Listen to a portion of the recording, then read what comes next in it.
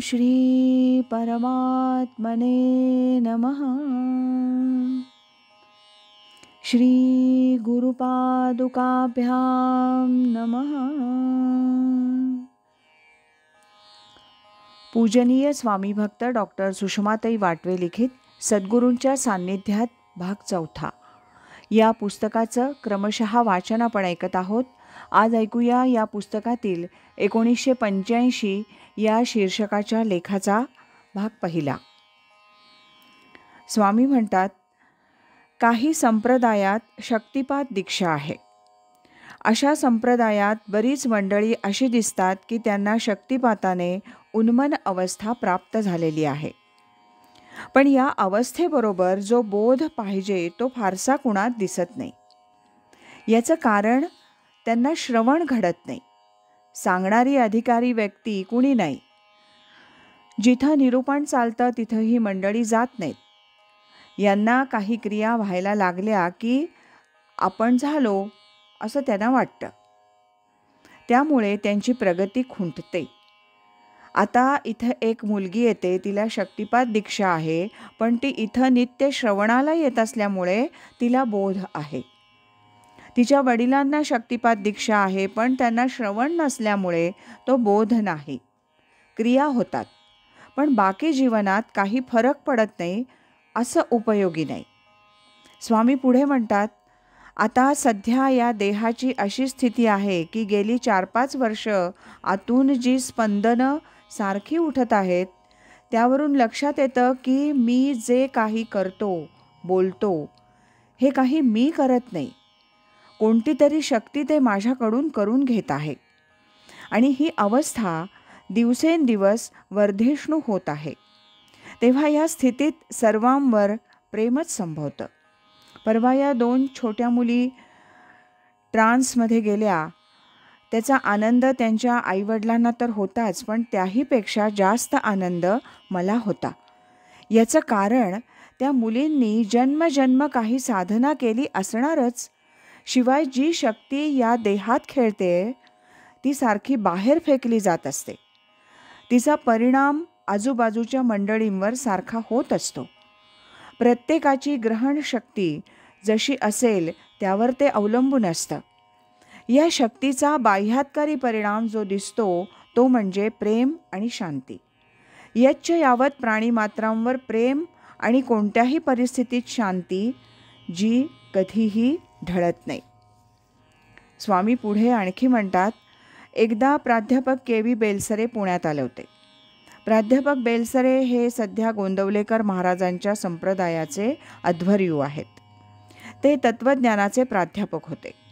तत्त्वज्ञान हा त्यांचा आवडता विषय. आता ते खूपच मोठे झालेत. ते पुण्यात आले त्यावेळी मला त्यांच्याबरोबर जेवायला बोलावलं होतं.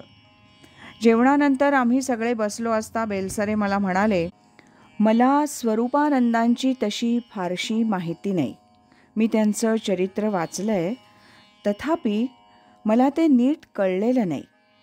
कदाचित चरित्रात ते आले नसतील. काय झालं नेमकं ते मला माहीत नाही. तथापि आपण मला त्यांच्याबद्दल काही सांगा. त्यावेळी तिथं आणखी 3-4 मंडळी होती. त्या सर्वांना स्वामी स्वरूपानंद कसे होते याविषयी मी 2 तासपर्यंत सांगत होतो. ते ऐकून बेलसरे यांच्या डोळ्यात अश्रू आले. ते म्हणाले, गुरुभाव कसा असतो ते पहा. ही मंडळी सगळी रंगलेली मंडळी. तेव्हा स्वामीजींबद्दल जर मी बोलत राहिलो तर रात्र पुरी पडणार नाही. स्वामी म्हणतात, एकट्यानं परमार्थ करणं सोपं, पण लोकांना बरोबर घेऊन जाणं कठीण. एकटी व्यक्ती स्वतःपुरती कितीही मोठी असली तरी तिच्या मागे ती मोठी म्हणून लोक जात नाहीत. तिनं दुसऱ्यासाठी काय केलं हे लोक बघतात. सबंध जीवन ज्यांनी दुसऱ्यासाठी घालवलं असेल, दुसऱ्यासाठी कष्ट घेतलेले असतील, त्यांच्या सुखदुःखाशी कोणी समरस झाला असेल तर लोक त्यांच्या मागे येतात, एरवी नाही. एखादा उत्तम प्रवचनकार, पंडित, विद्वान असला तर त्याला लोक चांगला म्हणतील, पण त्याच्या मागे जाणार नाहीत. म्हणून तर शुद्ध परमार्थ सांगणं, त्याचा प्रसार करणं फार कठीण आहे. त्यासाठी निस्वार्थी, निरहंकारी, निर्दंभ अशी मंडळी पाहिजेत. ती साधनेनी तयार करावी लागतात. सुषमाताई म्हणतात, केवळ एकांतात न राहता लोकांतात जाऊन परमार्थ प्रसाराचं कार्य करावं अशी इच्छा स्वामी स्वरूपानंद आणि स्वामी माधवनाथ दोघांनाही होती. स्वरूपानंदांना शारीरिक प्रकृती अनुकूल नसल्यानं त्यांनी ग्रंथलेखनाबरोबरच शेकडो मंडळींना अनुग्रहित केलं. पण समोर बसवून कुणाकडून साधना करून घेणं, प्रवचन करणं त्यांना शक्य झालं नाही. माधवनाथांनी परिस्थिती अनुकूल करून घेऊन ग्रंथनिर्मिती केली. हजारो प्रवचनं, सत्संग घेतले.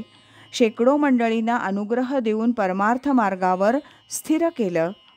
विशेषतः हजारो भगिनींना, तरुणांना परमार्थाची गोडी लावली. हे सर्व करत असताना स्वामी माधवनाथांना त्रास झाला की नाही? स्वामी म्हणतात, मला जो त्रास झाला तो एका वेगळ्या प्रकारचा. मी स्वतः ओढवून घेतलेला तो त्रास होता.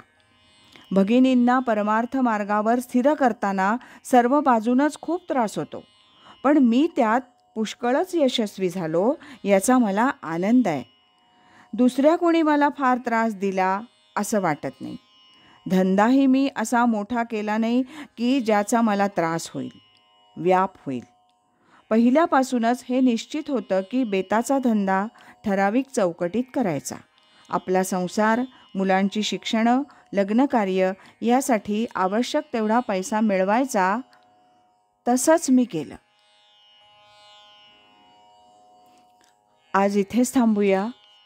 यानंतरचा भाग आपण उद्या ऐकूया.